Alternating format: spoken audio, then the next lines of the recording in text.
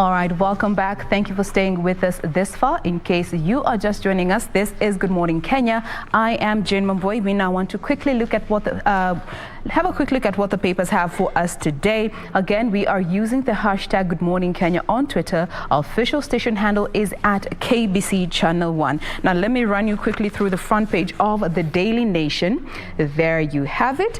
The main read being Ruto's big day. This is in line with the big hashtag decision 2022. Ruto's big day, 2 days after firing a broadside against President Uhuru Kenyatta and just hours after receiving political defectors in Embu and Meru.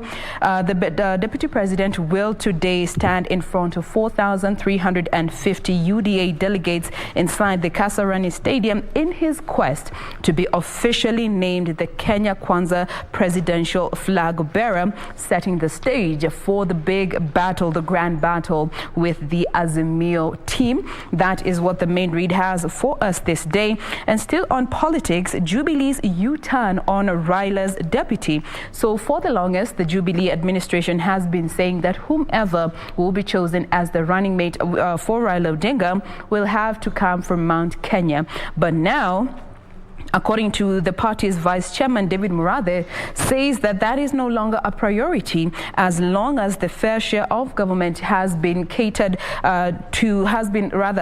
to the Mount Kenya region.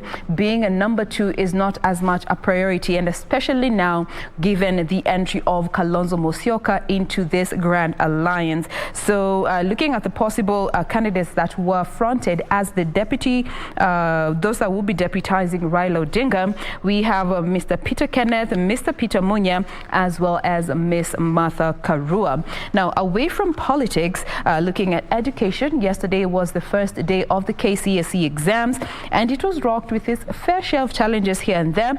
And there's a piece here that focuses on a principal that was arrested on the first day of the KCSE.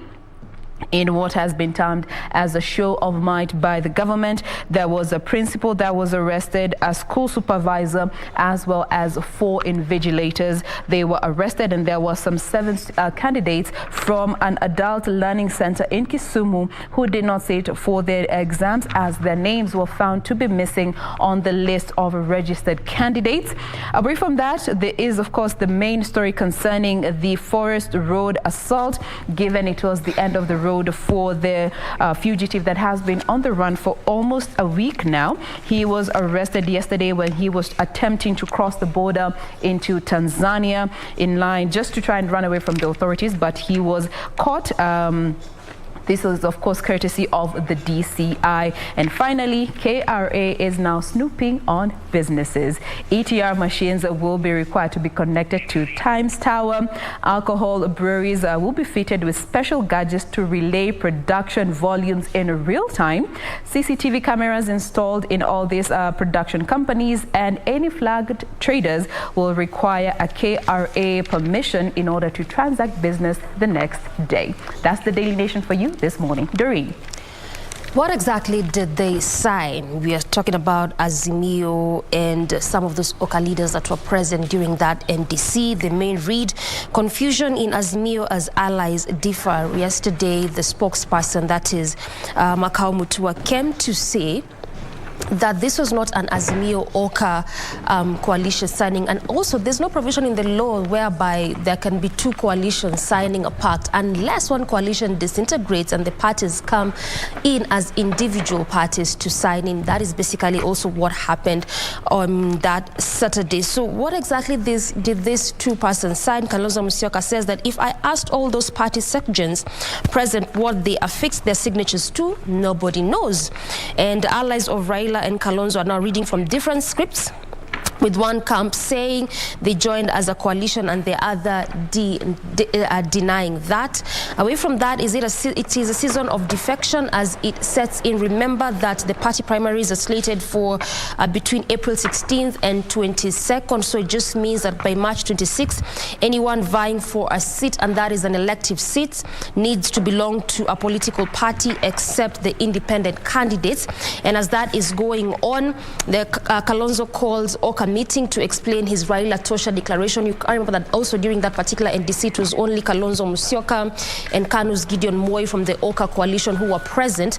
The others, including NAC's Martha Karua, as well as Cyrus Jirongo and amongst other leaders, were not present during that particular NDC, and this is why Kalonzo feels it is important to call the various other Oka leaders to just explain to them what exactly he meant by that. And also KCSE starts amid claim of leakages as it enters day 2. And lastly, Kenyans to brace themselves for more tough measures, as this story was also made its way during the GMK news brief, and this is after fuel prices rise again. Regina. Now, talking about, the confusion within the Azimio camp there, this particular daily goes with trouble in Azimio. Confusion galore. Wiper leader now stirs fresh controversy, raising the question about the deal that endorsed Raila for president, and Oka allies appear to be reading from different scripts. Those who have been mentioned in this particular story include Cyrus Jirongo, Martha Karua, and Nick Salat. That is KANU as well as NAC. And Safina, I think, if I'm not too wrong, no. So matters of politics continue taking center stage right here, where we expect that today is Ruto's big day, as he's set to take up the flag, or rather the mantle, so to speak, under UDA for the presidential candidature.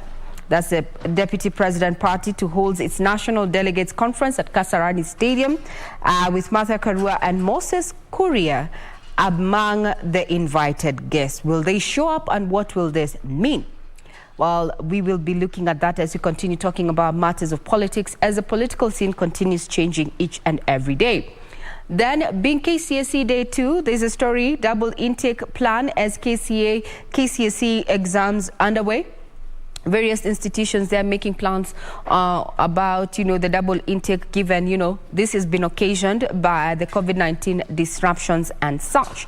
Then talking about, what is happening in Ukraine and Russia. Now, talks have resumed, but Ukraine remains under siege.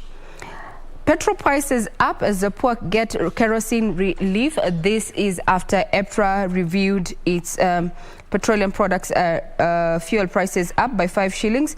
However, kerosene prices remained unchanged. This is a detailed story in this particular daily that also looks at the trickle effect of the increase in fuel prices, where transport and the cost of production is set to go up, and consequently you and I as Wanjiko are expected to tighten up our belts, as food and transportation prices are expected to go up. That's just but a sneak peek of what we have in this particular daily, being the 15th of March, 2022.